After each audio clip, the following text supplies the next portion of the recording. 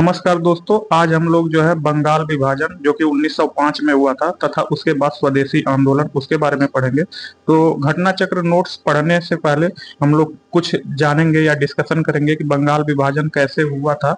तो दोस्तों, व्यापक रूप से स्वदेशी जो आंदोलन था का जन्म 1905 में बंगाल विभाजन के बाद शुरू हुआ। तो जो स्वदेशी आंदोलन का जो जन्म हुआ वो 1905 में बंगाल विभाजन के विरोध में हुआ, जिसे लॉर्ड कर्जन ने इस प्रांत में राजनीतिक विरोध को नष्ट करने के लिए किया था। विजय और अधिग्रहण से नए नए क्षेत्रों की प्राप्ति के कारण एक प्रशासनिक इकाई के रूप में बंगाल प्रेसिडेंसी का आकार बढ़ता जा रहा था। यह प्रेसिडेंसी वास्तव में भारी भरकम थी और इसलिए उड़ीसा में 1866 में अकाल के समय ही बंगाल के विभाजन की आवश्यकता पर बहस होती आ रही थी। 1874 में 30 लाख की आबादी वाला असम अलग कर दिया गया और सिलहट, ग्वालपाड़ा और कछार जैसे 3 बंगला भाषी क्षेत्र भी उसमें जोड़ दिए गए।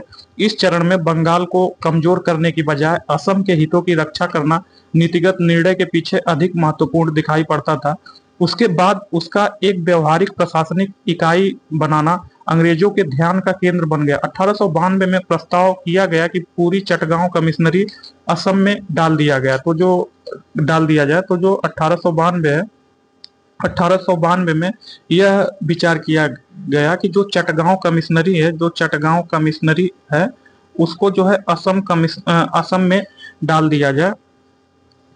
तो 1896 में असम के तत्कालीन चीफ कमिश्नर विलियम वार्ड ने फिर से ढाका और मैमन सिंह जिलों के हस्तांतरण का प्रस्ताव किया ताकि असम सिविल सेवा के एक अलग काडर के साथ एक लेफ्टिनेंट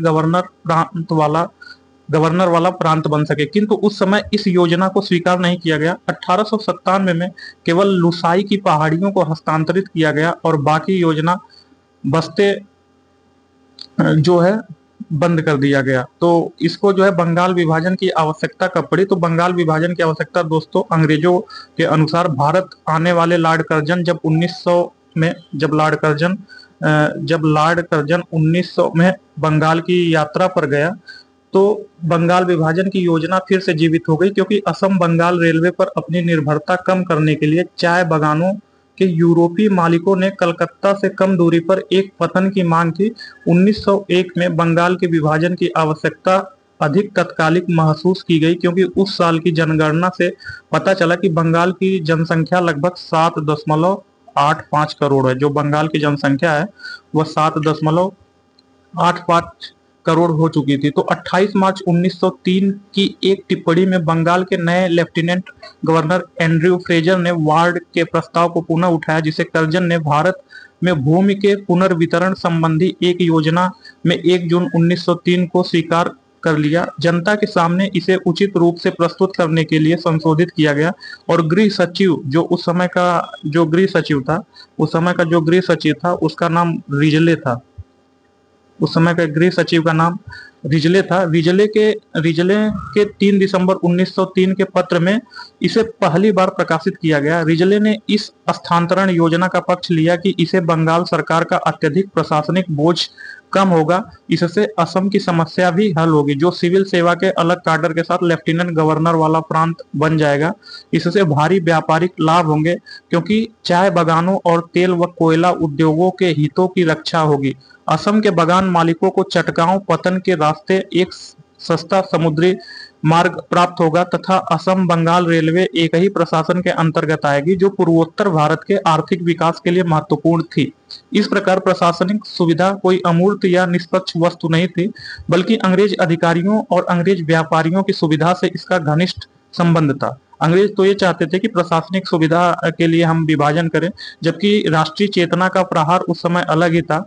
तो दिसंबर 1903 और जुलाई 1905 की औपचारिक घोषणा के बीच एक स्थानांतरण योजना को फ्रेजर, रिजले और कर्जन ने पूर्ण विभाजन में बदल दिया, जिसमें अंततः पूर्वी बंगाल और असम के प्रांत में असम के अतिरिक्त चटगांव, ढाका और राजशाही डिवीजन, हिल, टिपरा और मालदा भी सम्मिलित किए गए। यद्यपि सार्वजनिक तौर पर सरकार ने इस बंटवारे को प्रशासनिक आवश्यकता बताया, किंतु सरकारी विवरणों, टिप्पणियों एवं निजी पत्रों से पता चला कि कर्जन ने भारतीय राष्ट्रीयता की जुझारू चेतना पर आघात करने के उद्देश्य से इस विभाजन की योजना बनाई।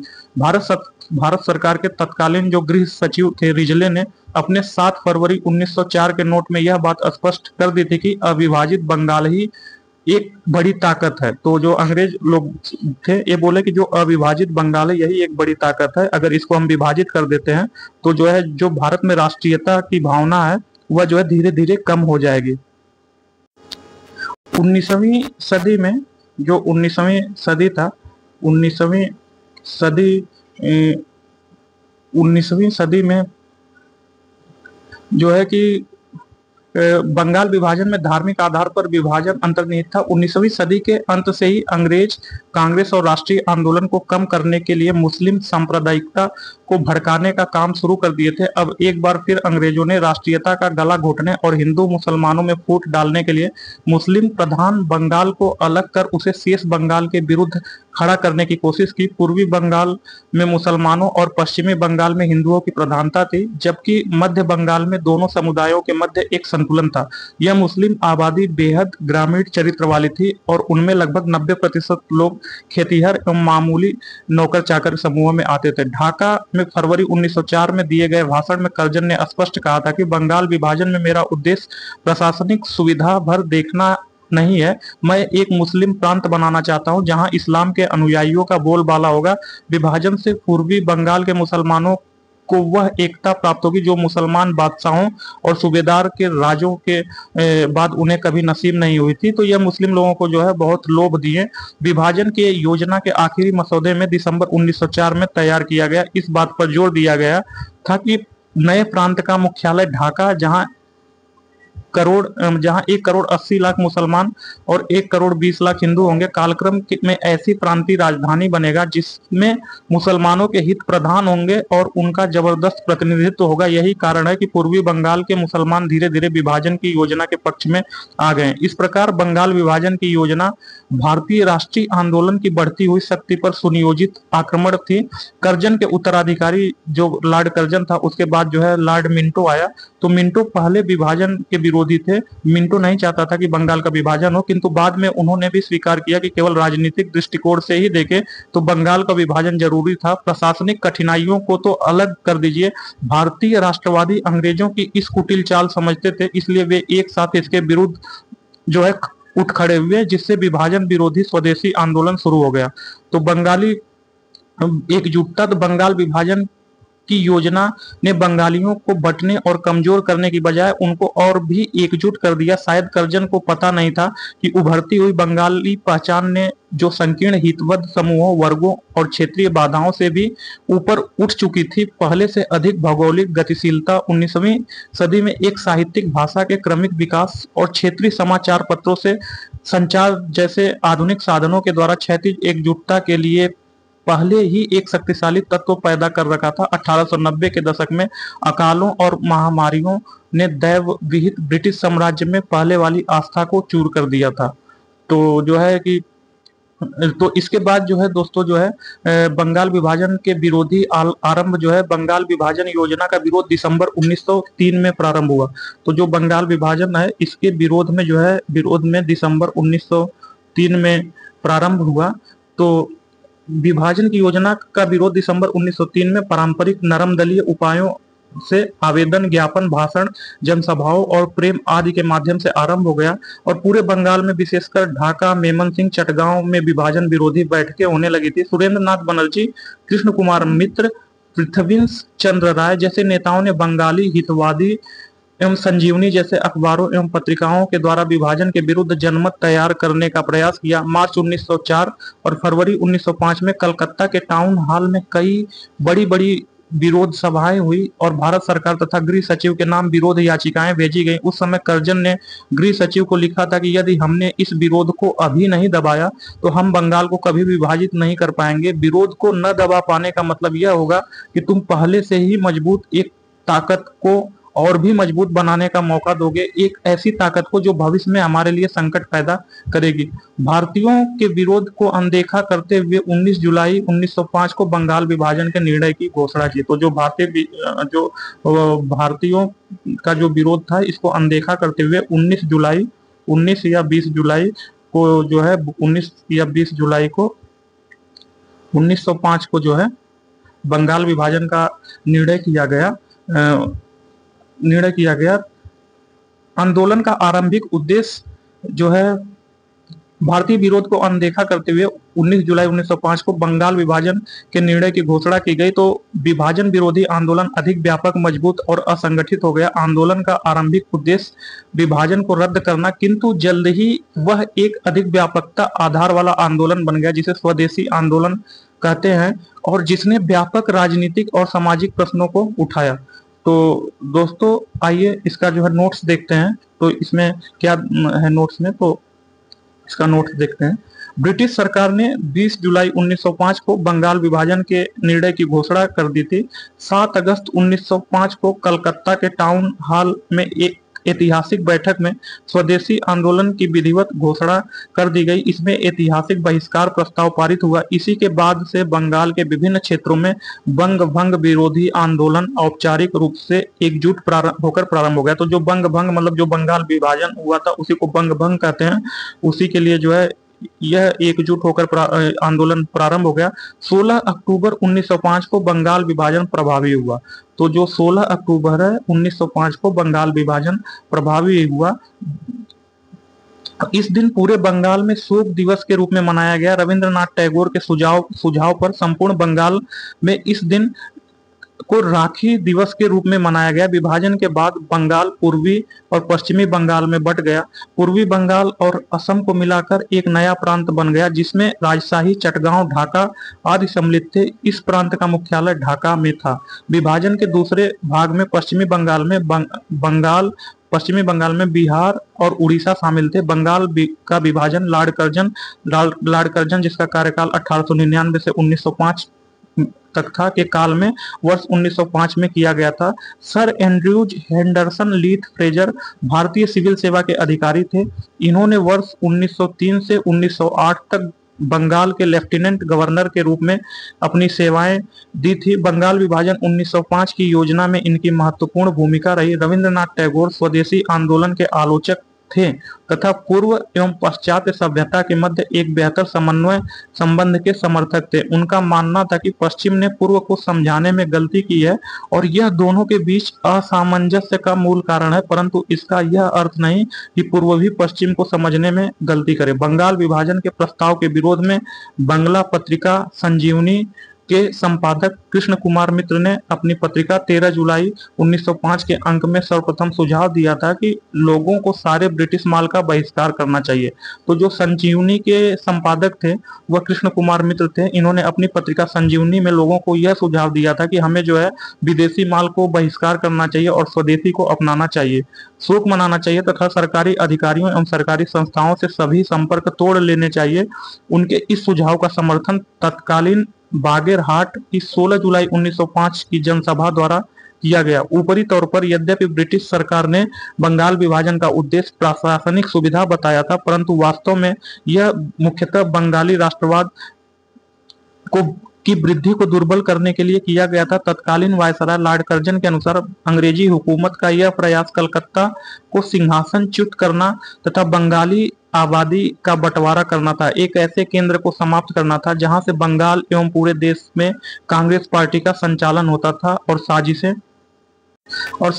रची जाती थी। स्वदेशी आंदोलन के प्रारंभ का तत्कालिक कारण बंगाल विभाजन था। इस अवधारणा के मुख्य प्रस्तुतकर्ता अरविंद घोष, लोकमान्य बाल गंगाधर तिलक, बिपिन चंद्र पाल तथा लाला लाजपत राय थे। ये लोग स्वदेशी आंदोलन को पूरे देश में लागू करना चाहते थे, किंतु उदारवादी गुट इसके विरुद्ध थे। तो दोस्तों इसमें दो गुट थे, एक नरम दल एवं गरम दल। जो गरम दल था यह स्वदेशी आंदोलन जो है उसको जो है पूरे देश में चलाना चाहता था, जबकि जो है नरम दल जो था वह स्वदेशी आंदोलन को सिर्फ बंगाल तक ही सीमित रखना चाहता था। बंगाल से प्रारंभ हुए स्वदेशी आंदोलन का लोकमान्य तिलक ने सारे देश विशेषकर बंबई और पुणे में, अजीत सिंह और लाला लाजपत राय ने पंजाब एवं उत्तर प्रदेश में, सैयद हैदर राजा ने दिल्ली में एवं चिदम्बर पिल्ले ने मद्रास प्रेसिडेंसी में नेतृत्व किया था। स्वदेशी आंदोलन के समय आंदोलन के प्रति जन समर्थन एकत्र करने के उद्देश्य से अश्विनी कुमार दत्त ने स्वदेश बांधव समिति की स्थापना की। इस आंदोलन की सबसे बड़ी विशेषता थी कि महिलाओं का इसमें सक्रिय रूप से भाग लेना, किंतु किसान एवं बहुसंख्यक मुस्लिम समुदाय स्वदेशी एवं बहिष्कार आंदोलन से अलग रहे। स्वदेशी आंदोलन के दौरान वंदे मातरम भारतीय राष्ट्रीय आंदोलन का शीर्षक गीत बना। ब्रिटिश पत्रकार H.W. नेविंसन स्वदेशी आंदोलन से जुड़े थे। इन्होंने 4 महीने तक पूरे भारत का दौरा तथा मैनचेस्टर, गार्जियन, ग्लासगो हेराल्ड तथा डेली क्रॉनिकल के लिए रिपोर्टिंग भी की थी। बाद में इन्होंने इस रिपोर्ट को the new spirit of India के नाम से पुस्तक के रूप में संपादित किया था। राष्ट्रीय आंदोलन के बढ़ते प्रभाव के वातावरण में अविंद्रनाथ टैगोर ने वर्ष 1907 में अपने बड़े भाई गगनेंद्र नाथ के साथ मिलकर Indian society of oriental art, भारतीय प्राच्य कला संस्था की स्थापना की, जिसके द्वारा प्राच्य कला मूल्यों का पुनर्जीवन एवं आधुनिक भारतीय कला में नई चेतना जागृत हुई। दिसंबर 1911 में ब्रिटिश सम्राट जॉर्ज परचम एवं महारानी मैरी के भारत आगमन पर उनके स्वागत हेतु दिल्ली में एक दिल्ली दरबार का आयोजन किया गया। दिल्ली दरबार में 12 दिसंबर 1911 को सम्राट ने बंगाल विभाजन को रद्द घोषित किया। साथ ही कलकत्ता की जगह दिल्ली को भारत की राजधानी बताया। तो जो बंगाल विभाजन था, इसमें जो है पहले लॉर्ड कर्जन था, फिर उसके बाद मिंटो आया, फिर उसके बाद जो है 1911 में जो है लॉर्ड हार्डिंग के समय हार्डिंग आया। 19 दिसंबर 1911 में ब्रिटिश सम्राट जॉर्ज परचम और महारानी मैरी भारत आई। उनके दरबार में, जिसे दिल्ली दरबार कहा जाता है, 12 दिसंबर 1911 को सम्राट ने बंगाल विभाजन को रद्द घोषित किया और कलकत्ता की जगह अब जो है राजधानी दिल्ली को भारत की राजधानी बना दिया गया। घोषणा की गई। घोषणा के अनुरूप बंगाल को एक नए प्रांत के रूप में पुनर्गठित किया गया। उड़ीसा तथा बिहार वर्ष 1912 में अलग प्रांत का दर्जा को इससे अलग कर दिया गया। तो जो उड़ीसा एवं बिहार थे, इनको अलग कर दिया गया। असम को एक नया प्रांत बनाया गया, जैसा कि उसकी स्थिति 1874 में थी, तथा सिलहट को इसमें जोड़ दिया गया। तो आइए दोस्तों क्वेश्चन आंसर हल करते हैं। तो फर्स्ट क्वेश्चन, निम्नलिखित में सबसे बाद में क्या हुआ? तो दोस्तों एक क्वेश्चन थोड़ा सा टफ है। इसमें पूछ रहा है कि जो है इतनी घटनाएं हुई, तो इसमें जो हड़प नीति, बंगाल का विभाजन, अस्थायी बंदोबस्त एवं सहायक संधि, इसमें सबसे लास्ट में कौन सी घटनाएं हुई? तो दोस्तों 1793 में जो है अस्थायी बंदोबस्त, 1793 में लॉर्ड कॉर्नवालिस ने अस्थायी बंदोबस्त प्रणाली लागू की, तथा जो है लॉर्ड वेलेजनी ने 1798 से 1805 जिसका कार्यकाल था, ने भारतीय राज्यों को अंग्रेजी राजनीतिक परिधि में लाने के लिए सहायक संधि प्रणाली का प्रयोग किया। तो 1798 से 1805 तक जो है वेलेजली था, जिसने जो है सहायक संधि लाने का प्रयोग किया। फिर उसके बाद जो है लॉर्ड डलहौजी 1848 से 1856 में अंग्रेजी साम्राज्य का विस्तार करते हुए जो है हड़प नीति का प्रयोग किया। तो हड़प नीति जो है लॉर्ड डलहौजी ने किया था। तो हड़प नीति लॉर्ड डलहौजी ने किया था। फिर उसके बाद जो है बंगाल विभाजन 1905 में हुआ था। तो सबसे लास्ट में बंगाल विभाजन हुआ था। तो इसका ऑप्शन बी सही है।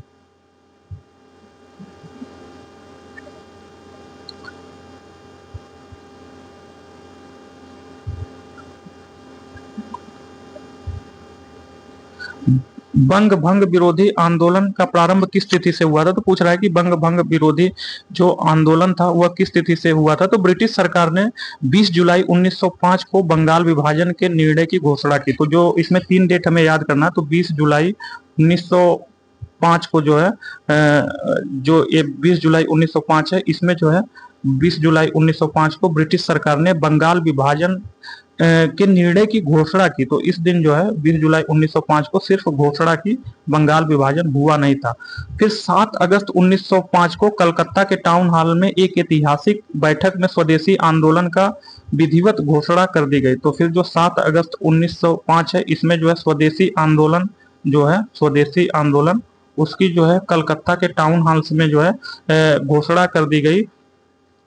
फिर इसे जो स्वदेशी आंदोलन था, इसमें ऐतिहासिक बहिष्कार प्रस्ताव पारित हुआ। इसी के बाद से बंगाल के विभिन्न क्षेत्रों में बंग भंग विरोधी आंदोलन और औपचारिक रूप से एकजुट होकर प्रारंभ हो गया। 16 अक्टूबर 1905 को बंगाल विभाजन प्रभावी हो गया। तो 20 जुलाई 1905 को इसकी घोषणा की गई। फिर 16 अक्टूबर 1905 को जो है यह प्रभावी हो गया बंगाल विभाजन। 16 अक्टूबर 1905 को प्रभावी होगा। तो देखिए दोस्तों, पहले 20 जुलाई 1905 को इसकी घोषणा की गई थी लॉर्ड कर्जन ने कि बंगाल विभाजन होगा। फिर उसके बाद 7 अगस्त 1905 को जो है यह सुन करके जो है कलकत्ता के टाउन हॉल्स में स्वदेशी आंदोलन प्रारंभ हो गया कि अब से हम जो है विदेशी वस्तुओं की बहिष्कार करेंगे, स्वदेशी अपनाएंगे। फिर उसके बाद यही बंगाल विभाजन जो 16 अक्टूबर 1905 को लागू हो गया। तो पूछ रहा है कि बंग भंग विरोधी आंदोलन का प्रारंभ कब से हुआ था? तो बंग भंग विरोधी का आंदोलन वही 7 अगस्त 1905 से हुआ था। तो इसका ऑप्शन बी सही है। तो ब्रिटिश सरकार ने 20 जुलाई 1905 को बंगाल विभाजन के निर्णय की घोषणा की। 7 अगस्त 1905 को कलकत्ता के टाउन हॉल में एक ऐतिहासिक बैठक में स्वदेशी आंदोलन की विधिवत घोषणा कर दी गई। इसमें ऐतिहासिक बहिष्कार प्रस्ताव पारित हुआ। इसी के बाद से बंगाल के विभिन्न क्षेत्रों में बंग भंग विरोधी आंदोलन औपचारिक रूप से एकजुट होकर प्रारंभ हो गया। 16 अक्टूबर 1905 को बंगाल विभाजन प्रभावी हो गया। तो नेक्स्ट क्वेश्चन, भारतीय स्वतंत्रता संग्राम के संदर्भ में 16 अक्टूबर 1905 को निम्नलिखित कारणों में से किसके लिए प्रसिद्ध है? तो पूछ रहा है कि जो भारतीय स्वतंत्रता संग्राम है, जो भारतीय स्वतंत्रता संग्राम के संदर्भ में 16 अक्टूबर 1905 निम्नलिखित में से किसके लिए प्रसिद्ध है? तो दोस्तों 16 अक्टूबर 1905 को जो है बंगाल विभाजन प्रभावी हुआ। तो हमने इससे पहले डिस्कशन किया था कि जो 20 जुलाई 1905 है, इसमें 3 डेट याद रखना है। 20 जुलाई 1905, तो 20 जुलाई 1905 में बंगाल विभाजन की घोषणा हुई।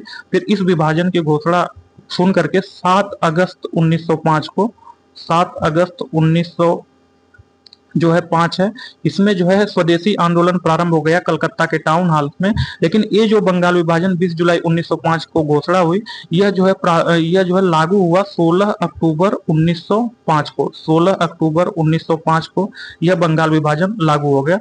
तो वही पूछ रहा है कि जो भारतीय स्वतंत्रता संग्राम में 16 अक्टूबर 1905 निम्नलिखित कारणों में किसके लिए प्रसिद्ध था? तो इस दिन जो है बंगाल विभाजन जो है 16 अक्टूबर 1905 को जो है बंगाल विभाजन जो है लागू हो गया था। तो इसका ऑप्शन बी होगा, बंगाल विभाजन हुआ था। तो इसका ऑप्शन बी हुआ। तो बंग भंग के बाद कौन सा आंदोलन शुरू हुआ था? तो पूछ रहा है कि जो बंग भंग के बाद कौन सा आंदोलन शुरू हुआ था? तो दोस्तों वही बंग भंग के बाद जो है 20 जुलाई 1905 को बंगाल विभाजन का निर्णय की घोषणा कर दी गई थी तथा उसके बाद 7 अगस्त 1905 को कलकत्ता के टाउन हॉल में एक ऐतिहासिक बैठक में स्वदेशी आंदोलन की विधिवत घोषणा कर दी गई। इसमें ऐतिहासिक बहिष्कार प्रस्ताव पारित हुआ। इसी के बाद से जो है बंगाल के विभिन्न क्षेत्रों में बंग भंग विरोधी आंदोलन औपचारिक रूप से एकजुट होकर प्रारंभ हो गया। तो वह जो है स्वदेशी आंदोलन, जिसकी जो है 7 अगस्त 1905 को जो है कलकत्ता के टाउन हॉल में घोषणा कर दी गई। तो इसका ऑप्शन बी होगा, स्वदेशी आंदोलन। बंगाल विभाजन की घोषणा की गई। तो पूछ रहा है कि बंगाल विभाजन की घोषणा कब की गई? तो दोस्तों 20 जुलाई 1905 को। तो इसमें जो है 2 ऑप्शन होता है, या तो 19 जुलाई या तो 20 जुलाई होता है। 20 जुलाई 1905 को बंगाल विभाजन की घोषणा कर दी गई, जबकि यह बंगाल विभाजन लागू हुआ 16 अक्टूबर 1905 को। तो पूछ रहा है कि घोषणा कब कर दी गई? तो यह जो 19 जुलाई 1905 को। तो इसका ऑप्शन ए सही है। तो बंगाल विभाजन का निर्णय की घोषणा ब्रिटिश सरकार द्वारा 20 जुलाई 1905 को किया गया था, परंतु कुछ प्रमुख लेखकों या इसकी तिथि 19 जुलाई 1905 दिया गया, जिसके आधार पर बिहार लोक सेवा ने प्रारंभिक एवं अंतिम कुंजी में 19 जुलाई 1905 लागू किया था। 1905 में बंगाल विभाजन किस वायसराय ने किया था? तो पूछ रहा है कि 1905 में बंगाल विभाजन किस वायसराय ने किया था? तो 1905 में बंगाल विभाजन के समय जो वायसराय था वह जो है लॉर्ड कर्जन था। तो 1905 के समय जो बंगाल विभाजन था वह लॉर्ड कर्जन था। बंगाल का विभाजन जो लॉर्ड कर्जन है, लॉर्ड कर्जन का कार्यकाल जो है 1899 से लेकर के 1905 तक है। तो लॉर्ड कर्जन का कार्यकाल 1899 से लेकर के 1905 तक है। वर्ष 1905 में बंगाल विभाजन लागू किया गया। इसके निर्णय की घोषणा 20 जुलाई 1905 को की गई तथा यह 16 अक्टूबर 1905 को लागू हुआ तथा इसके बाद 1911 में दिल्ली दरबार में उस समय लॉर्ड हार्डिंग था। उस समय जो है बंगाल विभाजन जो है रद्द कर दिया गया। तो पूछ रहा है कि 1905 में बंगाल विभाजन किस वायसराय ने किया? तो वह लॉर्ड कर्जन ने किया। इसका ऑप्शन बी सही है। तो बंगाल का विभाजन लॉर्ड कर्जन 1899 से 1905 के काल में वर्ष 1905 में किया गया था। इसके निर्णय की घोषणा 20 जुलाई 1905 को की गई थी। यह 16 अक्टूबर 1905 को लागू हुआ, वर्ष 1911 में दिल्ली दरबार में बंगाल के विभाजन को निरस्त कर दिया गया। तो बंगाल विभाजन करने वाला गवर्नर जनरल कौन था? तो बंगाल विभाजन करने वाला गवर्नर जनरल करजन था। तो इसका ऑप्शन ये सही है। बंगाल के विभाजन के समय बंगाल के लेफ्टिनेंट गवर्नर कौन था? तो पूछ रहा है कि जो बंगाल विभाजन था उसके समय बंगाल का लेफ्टिनेंट गवर्नर कौन था? तो सर एंड्रूज हेंडरसन लीथ फ्रेजर भारतीय सिविल सेवा के अधिकारी थे। इन्होंने वर्ष 1903 से 1908 तक बंगाल के लेफ्टिनेंट गवर्नर के रूप में अपनी सेवाएं दी। तो बंगाल विभाजन 1905 की जब योजना थी तो इसकी महत्वपूर्ण भूमिका थी। तो वह जो है सर एंड्रूज बंगाल विभाजन के समय बंगाल का lieutenant governor sir Andrews Fraser थे। तो इसका ऑप्शन ये सही है। तो सर एंड्रूज फ्रेजर लीथ भारतीय सिविल सेवा के अधिकारी थे। इन्होंने वर्ष 1903 से 1908 तक बंगाल के लेफ्टिनेंट गवर्नर के रूप में अपनी सेवाएं दी थी। बंगाल विभाजन 1905 की योजना में इनकी महत्वपूर्ण भूमिका थी। पूछ रहा है कि निम्नलिखित में किसने बंगाल विभाजन 1905 के विरोध में हुए आंदोलन का नेतृत्व किया? तो बंगाल विभाजन जो 1905 के विरोध में हुए प्रारंभिक आंदोलन का नेतृत्व सुरेंद्र नाथ बनर्जी ने किया। तो इसका ऑप्शन ए सही होगा, सुरेंद्र नाथ बनर्जी। बंगाल विभाजन 1905 के विरोध में हुए प्रारंभिक आंदोलन का नेतृत्व सुरेंद्र नाथ बनर्जी ने किया। बंगाल विभाजन के विषय में किसने कहा था विभाजन हमारे ऊपर बम की तरह गिरा है? तो पूछ रहा है कि बंगाल विभाजन के विषय में किसने कहा था कि जो बंगाल का विभाजन है वह हमारे ऊपर बम की तरह गिरा है? तो बंगाल विभाजन के विषय में सुरेंद्र नाथ बनर्जी ने कहा था कि विभाजन हमारे ऊपर बम की तरह गिरा है। बंगाल विभाजन लॉर्ड कर्जन के कार्यकाल में हुआ था। तो यह जो है सुरेंद्र नाथ बनर्जी ने कहा था। तो इसका ऑप्शन ए सही है। निम्नलिखित में से कौन स्वदेशी आंदोलन का आलोचक था एवं पूर्ण एवं पश्चात्य के मध्य एक बेहतर संबंध का समर्थक था? तो पूछ रहा है कि निम्नलिखित में ऐसा कौन सा व्यक्ति है जिसने जो स्वदेशी आंदोलन नहीं चाहता था, मतलब स्वदेशी आंदोलन मतलब जो लोग बोलते थे कि स्वदेशी चीजों को अपनाना एवं विदेशी चीजों को बहिष्कार करना है एवं उसको जलाना है, तो इसका कौन समर्थक नहीं था? तो वही उसके बारे में पूछ रहा है। तो रविंद्रनाथ टैगोर स्वदेशी आंदोलन के आलोचक थे तथा पूर्व ईस्ट एवं पश्चात वेस्ट सभ्यता के मध्य एक बेहतर संबंध के समर्थक थे। तो यह जो है रविंद्रनाथ टैगोर होंगे। तो यह जो RN टैगोर, इसका ऑप्शन सी सही है। तो रविंद्रनाथ टैगोर स्वदेशी आंदोलन के आलोचक थे तथा पूर्व एवं पश्चात सभ्यता के मध्य बेहतर समन्वय के संबंध में समर्थक थे। बंगाल में ब्रिटेन की वस्तुओं के बहिष्कार का सुझाव सर्वप्रथम किसने दिया था? तो पूछ रहा है कि बंगाल में ब्रिटेन की वस्तुओं के बहिष्कार का सुझाव सर्वप्रथम किसने दिया था? तो बंगाल में ब्रिटेन की वस्तुओं के बहिष्कार का सुझाव सर्वप्रथम जो है बंगला पत्रिका संजीवनी उस समय प्रकाशित हुई थी, जिसके संपादक कृष्ण कुमार मित्र थे। तो उस समय जो बंगला पत्रिका थी जिसका नाम संजीवनी था, संजीवनी, इसके संपादक जो है कृष्ण कुमार मित्र थे। इसके संपादक कृष्ण कुमार मित्र थे। तो कृष्ण कुमार मित्र ने अपनी पत्रिका संजीवनी में, जो कृष्ण कुमार मित्र हैं, इनकी पत्रिका जो है संजीवनी थी। उसी संजीवनी में इन्होंने जो है ब्रिटेन की वस्तुओं को बहिष्कार हेतु सुझाव दिया था। तो अपनी पत्रिका का इन्होंने प्रकाशन 13 जुलाई 1905 के अंक में किया था। तो वही पूछ रहा है कि बंगाल में ब्रिटेन की वस्तुओं का बहिष्कार का सुझाव सर्वप्रथम किसने किया था? तो वह कृष्ण कुमार मित्र ने अपनी पत्रिका संजीवनी में किया था। तो इसका ऑप्शन बी सही है।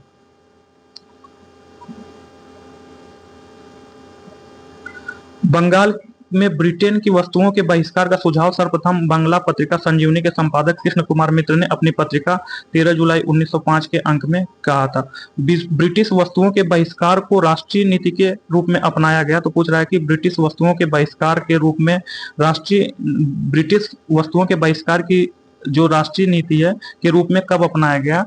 तो ब्रिटिश जो लॉर्ड कर्जन ने 20 जुलाई 1905 को बंगाल विभाजन की घोषणा की, जिसके परिणाम स्वरूप 7 अगस्त 1905 को कलकत्ता के टाउन हॉल में स्वदेशी आंदोलन की घोषणा की। इसी बैठक में ऐतिहासिक बहिष्कार प्रस्ताव पारित हुआ, जिसमें ब्रिटिश वस्तुओं के बहिष्कार की राष्ट्रीय नीति को अपनाया गया। तो वही जो है 7 अगस्त 1905 होगा। तो यहाँ जो है 7 अगस्त 1905 होगा। इसी के बाद जो है ब्रिटिश वस्तुओं के बहिष्कार की नीति अपनाई गई। तो इसका ऑप्शन डी सही है। तो लॉर्ड कर्जन ने 20 जुलाई 1905 को बंगाल विभाजन की घोषणा की, जिसके परिणाम स्वरूप 7 अगस्त 1905 को कलकत्ता के टाउन हॉल में स्वदेशी आंदोलन की घोषणा की गई। इसी बैठक में ऐतिहासिक बहिष्कार प्रस्ताव पारित हुआ, जिसमें ब्रिटिश वस्तुओं के बहिष्कार को राष्ट्रीय नीति के रूप में अपनाया गया। बंगाल विभाजन मुख्यतः किया गया था, तो पूछ रहा है कि बंगाल विभाजन किस लिए किया गया था। तो बंगाल विभाजन हिंदुओं और मुसलमानों को विभाजित करने के लिए किया गया था, कि प्रशासनिक सुविधा के लिए किया गया था, कि बंगाली राष्ट्रवाद की वृद्धि को दुर्बल करने के लिए किया गया था, बंगाल के विकास के लिए किया गया था। तो दोस्तों इसमें सभी सही है, लेकिन इसमें पूछ रहा था मुख्यतः अंग्रेज का मुख्य उद्देश्य क्या था इसको विभाजन के लिए। तो हिंदू एवं मुसलमानों को विभाजित करने के लिए भी, हाँ, अंग्रेज जो है हिंदू एवं मुसलमान को विभाजित करना चाहते, तो वो सोचते थे कि पश्चिमी भाग में मुस्लिम अधिक है तथा पूर्वी भाग में हिंदू अधिक है, तो इनको विभाजित कर दिया जाए। प्रशासनिक सुविधा के लिए कुछ प्रशासनिक सुविधा का भी अड़चन था, जो 1800 से इनके विचार में था। फिर बंगाली राष्ट्रवाद की वृद्धि को दुर्बल करने के लिए ये भी था, बंगाल के विकास के लिए भी था। तो इसमें से जो मुख्यतः कारण है वह बंगाली राष्ट्रवाद की वृद्धि को दुर्बल करने के लिए। तो यद्यपि ब्रिटिश सरकार ने इसका उद्देश्य प्रशासनिक सुविधा बताया था, परंतु वास्तव में बंगाल विभाजन मुख्यतः बंगाली राष्ट्रवाद की वृद्धि को दुर्बल करने के लिए किया गया था। तो इसका ऑप्शन सी सही है। ऊपरी तौर पर यद्यपि ब्रिटिश सरकार ने इसका उद्देश्य प्रशासनिक सुविधा बताया था, परंतु वास्तव में बंगाल विभाजन मुख्यतः बंगाली राष्ट्रवाद की वृद्धि को दुर्बल करने के लिए किया गया था। तत्कालीन वायसराय लॉर्ड कर्जन के अनुसार अंग्रेजी हुकूमत का यह प्रयास कलकत्ता को सिंहासन च्युत करना तथा बंगाली आबादी का बंटवारा करना था। एक ऐसे केंद्र को समाप्त करना था जहां से बंगाल एवं पूरे देश में कांग्रेस पार्टी का संचालन होता था और साजिशें रची जाती थी। तो नेक्स्ट क्वेश्चन 15, बंगाल विभाजन के विरुद्ध राष्ट्रवादियों ने निम्नलिखित कार्यक्रम प्रारंभ किए। तो पूछ रहा है कि बंगाल विभाजन के विरुद्ध राष्ट्रवादियों ने निम्नलिखित कार्यक्रम प्रारंभ किए। तो पूछ रहा है कि जब बंगाल विभाजन हुआ था तो उसके विरुद्ध राष्ट्रवादियों ने कौन कौन से कार्यक्रम प्रारंभ किए। तो दोस्तों कर्जन ने जैसे ही 20 जुलाई 1905 को बंगाल विभाजन का निर्णय लिया, इसके विरोध में राष्ट्रवादियों द्वारा आंदोलन की शुरुआत हुई 7 अगस्त 1905 को। कलकत्ता के टाउन हॉल में कृष्ण कुमार मित्र और सुरेंद्र नाथ बनर्जी की अध्यक्षता में एक बैठक हुई, जहां स्वदेशी आंदोलन प्रारंभ करने और विदेशी वस्तुओं के बहिष्कार का निर्णय लिया गया। 16 अक्टूबर था, 16 अक्टूबर 1905 को जब बंगाल विभाजन लागू हो गया, उस दिन को जो है शोक दिवस के रूप में मनाने की घोषणा की गई। तो जो 16 अक्टूबर 1905 है, इस दिन जो है शोक दिवस मनाने की घोषणा की गई। उस दिन को शोक दिवस मनाने के रूप में घोषणा की गई। रविंद्रनाथ टैगोर के सुझाव पर इसे राखी दिवस के रूप में भी मनाया गया। यह दिवस राष्ट्रवादियों द्वारा बंगाल की अटूट एकता को प्रदर्शित करने के लिए बनाया गया। टैगोर के शांति निकेतन के तर्ज पर बंगाल नेशनल कॉलेज की स्थापना की गई। बहुत कम समय में पूरे देश में अनेक राष्ट्रीय विद्यालयों की स्थापना हो गई, जो स्वदेशी आंदोलन या स्वदेशी चीजों के लिए बताते थे। तो ये जो कॉलेज थे यह स्वदेशी के लिए बताते थे। अगस्त 1906 में राष्ट्रीय शिक्षा परिषद का गठन हुआ। तो इसलिए पहले स्वदेशी आएगा, फिर पहले बायकाट होगा, फिर स्वदेशी आएगा, फिर राष्ट्रीय शिक्षा परिषद का गठन हुआ 1906 में। तो राष्ट्रीय शिक्षा परिषद का गठन अगस्त 1906 में होगा, जो कि बहुत इंपॉर्टेंट क्वेश्चन आगे पूछा जाएगा कि अगस्त 1906 में राष्ट्रीय शिक्षा परिषद का गठन हुआ। स्वदेशी आंदोलन ने आत्मनिर्भरता, आत्मशक्ति का नारा दिया। स्वावलंबन व आत्मनिर्भरता का प्रश्न राष्ट्रीय अभिमान, आदर और आत्मविश्वास के साथ जुड़ा था। कांग्रेस ने भी अपने कलकत्ता अधिवेशन 1906 में स्वदेशी आंदोलन, बहिष्कार आंदोलन, राष्ट्रीय शिक्षा एवं स्वशासन के संबद्ध 4 प्रस्ताव पारित किए। अतः स्पष्ट है कि बंगाल विभाजन के विरोध में राष्ट्रवादियों ने स्वदेशी, बहिष्कार, तो पहले जो है इसमें जो है स्वदेशी आएगा, तो इसका ऑप्शन 2 पहले आएगा स्वदेशी। फिर स्वदेशी के बाद इन्होंने बहिष्कार की बात कही, तो उसके लिए जो है 1 आएगा 2 के बाद। फिर उसके बाद जो है राष्ट्रीय शिक्षा 1906 में हुआ, तो 2 1 के बाद 4 आएगा। फिर असहयोग आंदोलन जो है वह जो है 1920 में नागपुर अधिवेशन में CR दास ने गांधी जी के असहयोग प्रस्ताव को पेश किया। तो जो असहयोग आंदोलन है यह जो है नागपुर अधिवेशन जो 1920 में हुआ था, जिसके अध्यक्ष जो है CR दास, चित्तरंजन दास थे, उसमें असहयोग आंदोलन की बात की गई थी। तो इसके बाद जो है ऑप्शन 3 आएगा। तो 2 4 2 1 4 3, तो इसमें जो है क्या होगा 2 3 4। तो पूछ रहा है कि बंगाल विभाजन के विरुद्ध, तो इसमें जो है 2 3 3 नहीं होगा, सिर्फ 1-2-4 होगा, तो इसका ऑप्शन डी होगा 1-2-4, क्योंकि असहयोग आंदोलन जो है वर्ष 1920 में जो है नागपुर अधिवेशन जो उस समय हुआ था, तो उसमें चित्तरंजन दास ने गांधी जी के असहयोग प्रस्ताव को पेश किया था। तो इसका जो है ऑप्शन डी होगा 1-2-4। नोट्स देखते हैं। लॉर्ड कर्जन ने 20 जुलाई 1905 को बंगाल विभाजन का निर्णय लिया। इसके विरोध में राष्ट्रवादियों द्वारा आंदोलन की शुरुआत 7 अगस्त 1905 को हुई। कलकत्ता के टाउन हॉल में कृष्ण कुमार मित्र और सुरेंद्र नाथ बनर्जी की अध्यक्षता में एक बैठक हुई, जहां स्वदेशी आंदोलन प्रारंभ करने और विदेशी वस्तुओं के बहिष्कार का निर्णय लिया गया।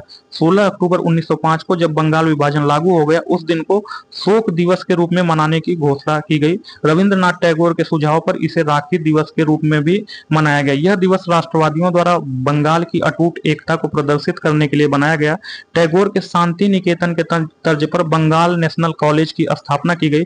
बहुत कम समय में पूरे देश में अनेक राष्ट्रीय विद्यालयों की स्थापना हो गई। अगस्त 1906 में राष्ट्रीय शिक्षा परिषद एनसीई नेशनल एजुकेशन काउंसिल की स्थापना अगस्त 1906 में हुई। स्वदेशी आंदोलन ने आत्मनिर्भरता, आत्मशक्ति का नारा दिया। स्वावलंबन व आत्मनिर्भरता का प्रश्न राष्ट्रीय स्वाभिमान, आदर और आत्मविश्वास के साथ जुड़ा था। कांग्रेस ने भी अपने कलकत्ता अधिवेशन 1906 में स्वदेशी आंदोलन, बहिष्कार आंदोलन, राष्ट्रीय शिक्षा और स्वशासन के संबंध 4 प्रस्ताव पारित किए थे। तो स्वदेशी और बहिष्कार पहली बार किस घटना के दौरान संघर्ष की विधि के रूप में अपनाए गए थे? तो पूछ रहा है कि स्वदेशी और बहिष्कार पहली बार किस घटना के दौरान संघर्ष की विधि के रूप में अपनाए गए थे? तो वह बंगाल विभाजन के विरुद्ध। तो इसका ऑप्शन ए सही है। प्रथम बार संघर्ष के तरीकों के रूप में स्वदेशी एवं बहिष्कार किसके दौरान अपनाए गए थे? तो प्रथम बार जो संघर्ष के तरीकों के रूप में स्वदेशी एवं बहिष्कार आंदोलन जो है बंगाल विभाजन के विरुद्ध अपनाए गए थे। तो इसका ऑप्शन सी सही है। नेक्स्ट क्वेश्चन, बंगाल विभाजन के प्रत्याघात के रूप में कौन सा आंदोलन शुरू हुआ था? तो पूछ रहा है कि बंगाल विभाजन के बाद या उसके प्रत्याघात के रूप में कौन सा आंदोलन शुरू हुआ था? तो वह स्वदेशी आंदोलन शुरू हुआ था। तो इसका ऑप्शन सी सही है।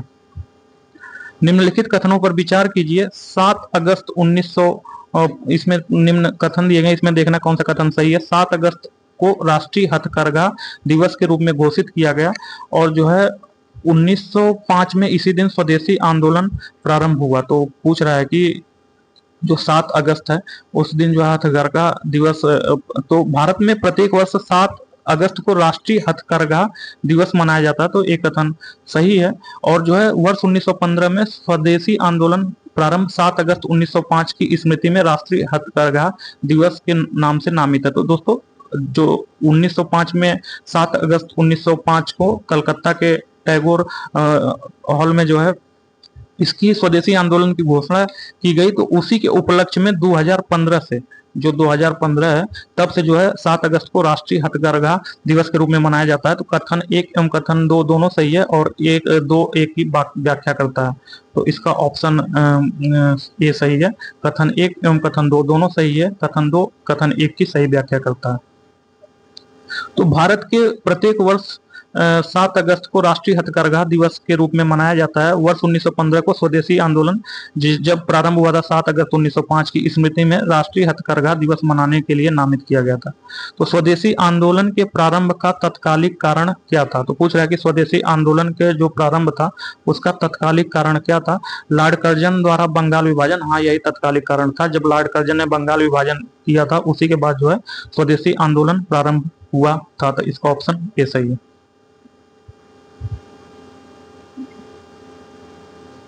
तो स्वदेशी आंदोलन के प्रारंभ का तत्कालिक कारण बंगाल विभाजन था। इस अवधारणा के मुख्य प्रस्तुतकर्ता अरविंद घोष, लोकमान्य बाल गंगाधर तिलक, बिपिन चंद्रपाल, लाला लाजपत राय थे।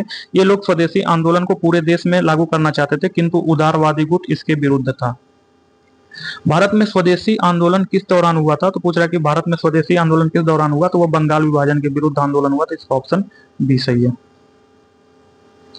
बंगाल वर्ष 1905 में विभाजित हुआ, जिसके विरोध के फलस्वरूप यह दोबारा विभाजित हुआ। तो पूछ रहा है कि बंगाल जो है वर्ष 1905 में विभाजित हुआ, इसके विरोध के फलस्वरूप दोबारा यह कब विभाजित हुआ? तो दोस्तों दिसंबर 1911 में जो दिसंबर 1911 था दिसंबर 1911 में सम्राट जॉर्ज पंचम और महारानी मैरी के भारत आगमन पर उनके स्वागत हेतु दिल्ली दरबार, जो उनके स्वागत हेतु दिल्ली दरबार की घोषणा की गई। तो दिल्ली दरबार का आयोजन हुआ दिल्ली दरबार में 12 दिसंबर 1911। तो यहाँ जो है 12 दिसंबर 1911, 12 दिसंबर 1911 को सम्राट ने बंगाल विभाजन को रद्द घोषित किया। साथ ही कलकत्ता की जगह अब राजधानी जो है दिल्ली बना दिया गया। तो जो कलकत्ता था पहले राजधानी, वह अब दिल्ली बना दिया गया। कलकत्ता की जगह दिल्ली बनाने की घोषणा के अनुरूप बंगाल को एक प्रांत के रूप में पुनर्गठित किया गया। उड़ीसा तथा बिहार को इससे अलग कर दिया गया। तो जो बंगाल है इससे जो है उड़ीसा एवं बिहार को अलग कर दिया गया। असम को एक नया प्रांत बनाया गया, जिसकी स्थिति, जैसा कि उसकी स्थिति 1874 में थी, तथा सिलहट को इसमें जोड़ दिया गया। तो यह जो है बंगाल वर्ष 1905 में विभाजित हुआ। इसके विरोध के फलस्वरूप यह दोबारा विभाजित 1911 में हुआ। तो इसका ऑप्शन सी सही है। दिसंबर 1911 में ब्रिटिश सम्राट जॉर्ज पंचम एवं महारानी मैरी, तो जॉर्ज पंचम एवं महारानी मैरी के भारत आगमन पर उनके स्वागत हेतु दिल्ली में एक दरबार का आयोजन किया गया। दिल्ली दरबार में 12 दिसंबर 1911 को सम्राट ने बंगाल विभाजन को रद्द घोषित किया। साथ ही कलकत्ता की जगह दिल्ली को भारत की राजधानी बनाए जाने की घोषणा की। घोषणा के अनुरूप बंगाल को एक नए प्रांत के रूप में पुनर्गठित किया गया। उड़ीसा तथा बिहार को इससे अलग कर दिया गया। असम को एक नया प्रांत बनाया गया, जैसा कि उसकी स्थिति 1874 में थी, तथा सिलहट को इसमें जोड़ दिया गया। तो वर्ष 1905 में लॉर्ड कर्जन द्वारा किया गया बंगाल विभाजन कब तक बना रहा? तो पूछ रहा है कि वर्ष 1905 में लॉर्ड कर्जन द्वारा जो बंगाल विभाजन है यह कब तक बना रहा? तो जो है वही दिसंबर 1911 में ब्रिटिश सम्राट जॉर्ज पंचम एवं महारानी मैरी के भारत आगमन पर उनके स्वागत हेतु दिल्ली के एक दरबार का आयोजन किया गया। दिल्ली दरबार में ही 12 दिसंबर 1911 को, तो जो 12 दिसंबर 1911 है, यह जो है 12 दिसंबर 1911 को जो है सम्राट ने बंगाल विभाजन को रद्द घोषित किया। तो इसका ऑप्शन बी सही है। सम्राट जॉर्ज पंचम द्वारा दिल्ली में 1911 को शाही दरबार में कर्जन के अधिनियम को निराकृत किया गया। तो यह 12 दिसंबर 1911 को किया गया। तो इसका ऑप्शन बी सही है। नेक्स्ट क्वेश्चन, कर्जन द्वारा वर्ष 1905 में बंगाल विभाजन, जो पूछ रहा है कि कर्जन जो 1905 में किया था, तो बंगाल विभाजन कब रद्द किया गया? तो वही दिसंबर 1911 में ब्रिटिश सम्राट जॉर्ज पंचम एवं महारानी के भारत आगमन पर 12 दिसंबर 1911 को जो है बंगाल विभाजन रद्द करने की घोषणा की गई। तो यह जो है 12 दिसंबर 1911 को, तो इसका ऑप्शन ए सही है। भारतीयों के विरोध के कारण बंगाल को फिर से कब एकीकृत किया गया? तो भारतीयों के विरोध के कारण बंगाल को जो है 12 दिसंबर 1911 को फिर से एकीकृत किया गया। तो इसका ऑप्शन बी सही है। मद्रास में स्वदेशी आंदोलन का नेतृत्व किसने किया था? तो पूछ रहा है कि मद्रास में स्वदेशी आंदोलन का नेतृत्व किसने किया था? तो जो है बंगाल में यह आंदोलन प्रारंभ हुआ था। तो बंगाल में जो है स्वदेशी आंदोलन का नेतृत्व लोकमान्य तिलक ने सारे देश, विशेषकर बंबई एवं पुणे में किया था। तो जो लोकमान्य तिलक है यह बंबई और पुणे में किए थे, तथा अजीत सिंह एवं जो है लाला लाजपत राय, इसका विरोध जो है पंजाब में और उत्तर प्रदेश में किया था। सैयद हैदर राजा ने दिल्ली में, तथा चिदम्बरम पिल्लई ने मद्रास में। तो मद्रास में स्वदेशी आंदोलन का नेतृत्व चिदम्बरम पिल्लई ने किया था। तो इसका ऑप्शन सी सही है। तो बंगाल से प्रारंभ हुए स्वदेशी आंदोलन का लोकमान्य तिलक ने सारे देश, विशेषकर बंबई एवं पुणे, अजीत सिंह और लाला लाजपत राय ने पंजाब और उत्तर प्रदेश में, सैयद हैदर राजा ने दिल्ली में, तथा चिदम्बरम पिल्लई ने मद्रास प्रेसिडेंसी में किया था। तो निम्नलिखित में किसने स्वदेशी आंदोलन का नेतृत्व किया था? तो जो दिल्ली में सैयद हैदर राजा ने जो है स्वदेशी आंदोलन का नेतृत्व किया था। बाल गंगाधर तिलक ने जो है मुंबई एवं पुणे में जो है बाल गंगाधर तिलक ने स्वदेशी आंदोलन का नेतृत्व किया था। लाला लाजपत राय एवं अजीत सिंह ने जो है पंजाब और उत्तर प्रदेश में स्वदेशी आंदोलन का नेतृत्व किया था। तो पूछ रहा है कि निम्नलिखित में स्वदेशी आंदोलन का नेतृत्व दिल्ली में कौन किया था? तो दिल्ली में सैयद हैदर राजा ने किया था। तो इसका ऑप्शन डी सही है। निम्नलिखित वर्गों में कौन वर्ष 1905 में स्वदेशी आंदोलन से मुख्यतः अप्रभावित रहा? तो पूछ रहा है कि निम्नलिखित वर्गों में ऐसा कौन है जो वर्ष 1905 में जो है स्वदेशी आंदोलन से प्रभावित रहा। तो दोस्तों 20 जुलाई 1905 को बंगाल विभाजन की घोषणा की, जिसके परिणाम स्वरूप 7 अगस्त 1905 को कलकत्ता के टाउन हॉल में स्वदेशी आंदोलन की घोषणा की गई। इसी बैठक में ऐतिहासिक बहिष्कार प्रस्ताव पारित हुआ। स्वदेशी आंदोलन के समय आंदोलन के प्रति जन समर्थन एकत्र करने के उद्देश्य से अश्विनी कुमार दत्त ने स्वदेश बांधव समिति की स्थापना की। तिलक, लाला लाजपत राय तथा अरविंद घोष ने पूरे देश में स्वदेशी एवं बहिष्कार का प्रचार किया। इस आंदोलन की सबसे बड़ी विशेषता थी कि महिलाओं का इसमें सक्रिय रूप से भाग था, किंतु किसान एवं बहुसंख्यक मुस्लिम समुदाय स्वदेशी एवं बहिष्कार आंदोलन से अलग रहे। तो इसमें जो है किसान, महिलाएं इसमें एक्टिव थी, किसान एवं मुस्लिम जो थे ये इससे अलग रहे। तो 1 और 3 इसका ऑप्शन, 2 और 3 इसका ऑप्शन होगा। तो इसमें देखते हैं, इसका ऑप्शन 2 और 3 होगा, तो इसका ऑप्शन सी सही होगा। निम्नांकित में से किस आंदोलन के दौरान वंदे मातरम भारतीय राष्ट्रीय आंदोलन का शीर्षक गीत बना।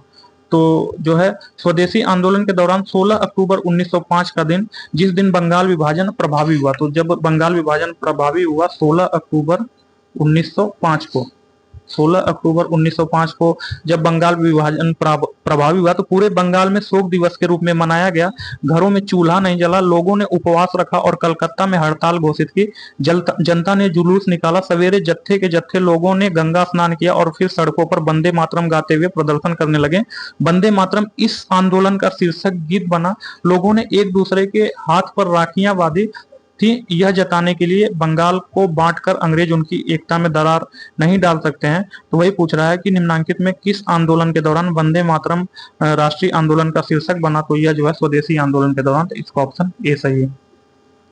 तो स्वदेशी आंदोलन के दौरान 16 अक्टूबर 1905 को जिस दिन विभाजन प्रभावी हुआ, पूरे बंगाल में शोक दिवस के रूप में मनाया गया। घरों में चूल्हा नहीं जला, लोगों ने उपवास रखा और कलकत्ता में हड़ताल घोषित कर दी। जनता ने जुलूस निकाला। सवेरे जत्थे के जत्थे लोगों ने गंगा स्नान किया और फिर सड़कों पर वंदे मातरम गाते हुए प्रदर्शन करने लगे। वंदे मातरम इस आंदोलन का शीर्षक गीत बना। तो स्वदेशी की भावना से ओतप्रोत भारत के चरमपंथी राष्ट्रवादी आंदोलन के संदर्भ में निम्नलिखित में कौन सा कथन सही नहीं है।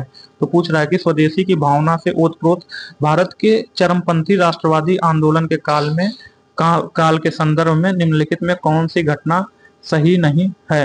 तो जो है तो इसमें है क्वेश्चन ऑप्शन 1, लियाकत हुसैन ने बारिसाल के मुस्लिम किसानों के आंदोलन में उनका नेतृत्व किया था। तो जो है यही गलत है। बारिसाल ने मुस्लिम किसानों के आंदोलन में उनका नेतृत्व अश्विनी कुमार दत्त ने किया था। तो यह जो है लियाकत हुसैन नहीं होंगे। जो बारिसाल के मुस्लिम किसान थे, इनके आंदोलन का नेतृत्व अश्विनी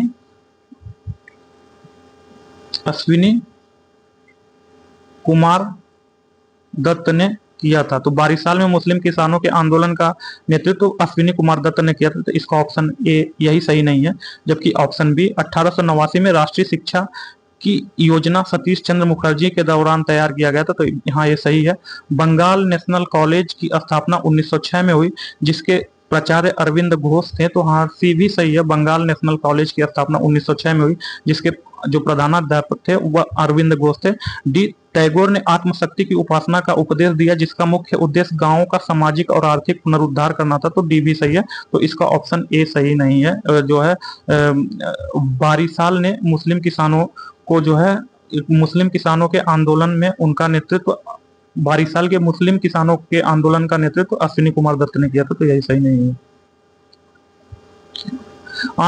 स्वदेशी आंदोलन के संबंध में निम्न में कौन सा कथन सही नहीं है। तो पूछ रहा है कि जो स्वदेशी आंदोलन हुआ था उसके संबंध में निम्न में कौन सा कथन सही है नहीं है। तो जो है दोस्तों, स्वदेशी आंदोलन समाज के विभिन्न तबकों के कुछ विशिष्ट मुसलमानों को ही अपने साथ ले सका। पहली बार इस आंदोलन में स्त्रियां घर से बाहर निकली, प्रदर्शनों में हिस्सा लेने लगी तथा धरने पर बैठने लगी, परंतु यह आंदोलन बंगाल के किसानों को प्रभावित नहीं कर सका।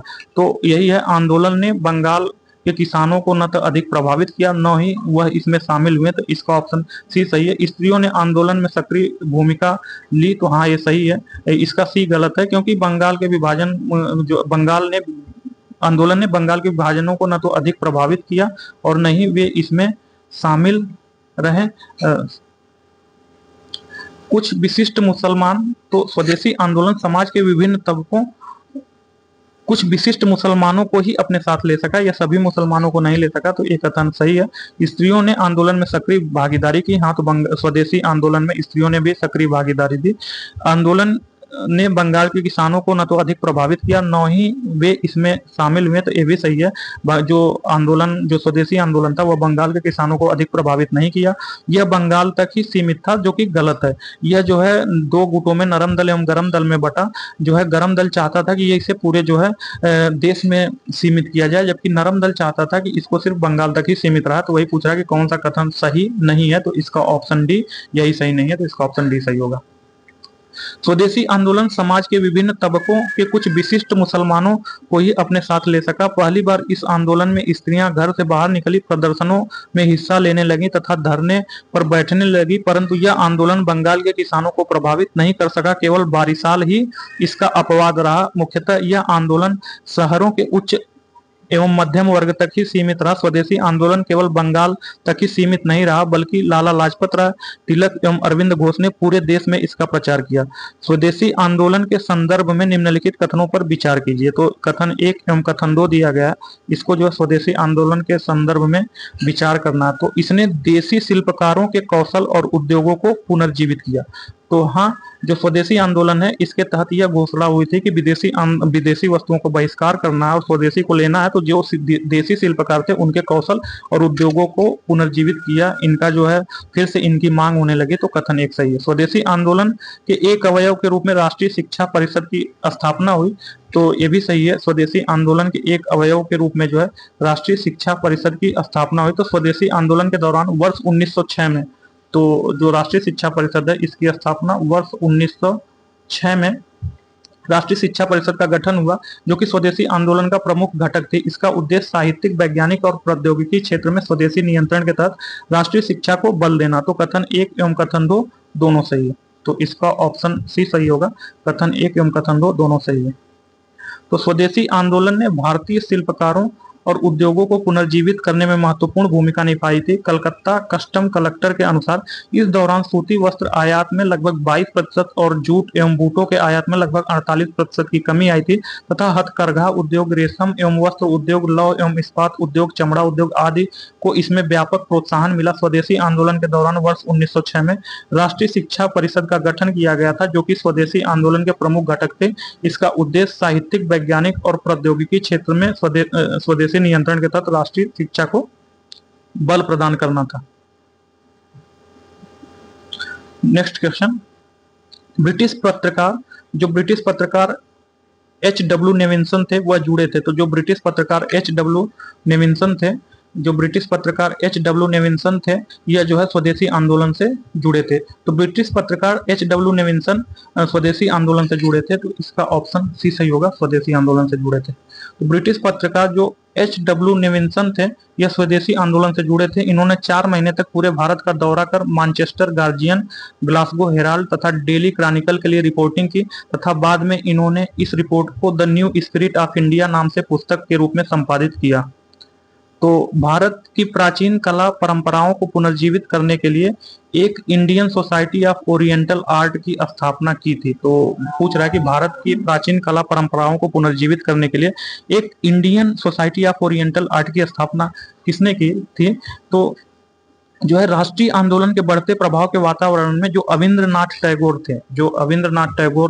थे ने वर्ष 1907 में, तो रविंद्रनाथ टैगोर ने वर्ष 1907 में अपने बड़े भाई गगनेंद्रनाथ टैगोर, तो जो रविंद्रनाथ टैगोर के बड़े भाई थे, उनका नाम गगनेंद्रनाथ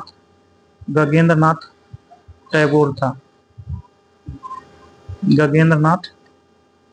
था। तो अपने बड़े भाई गगनेंद्रनाथ टैगोर के साथ मिलकर Indian society of oriental art की स्थापना की, जिसके द्वारा प्राच्य कला मूल्यों का पुनर्जीवन एवं आधुनिक कला को नई चेतना जागृत करना था। तो इसका ऑप्शन ए सही होगा, रविंद्रनाथ टैगोर एवं गगनेंद्रनाथ टैगोर। अगर दोनों ऑप्शन में रहेगा तो दोनों सही होगा, तो इसका ऑप्शन ए सही होगा। तो राष्ट्रीय आंदोलन के बढ़ते प्रभाव के वातावरण में रविंद्रनाथ टैगोर ने वर्ष 1907 में अपने बड़े भाई गगनेंद्रनाथ के साथ मिलकर Indian society of oriental art की स्थापना की, जिसके द्वारा प्राच्य कला मूल्यों का पुनर्जीवन और आधुनिक भारतीय कला में नई चेतना जागृत हुई। तो नेक्स्ट क्वेश्चन, नेक्स्ट चैप्टर है दोस्तों, कांग्रेस का बनारस कलकत्ता एवं सूरत अधिवेशन। तो इसको नेक्स्ट क्लास में पढ़ेंगे। Okay, thank you, bye.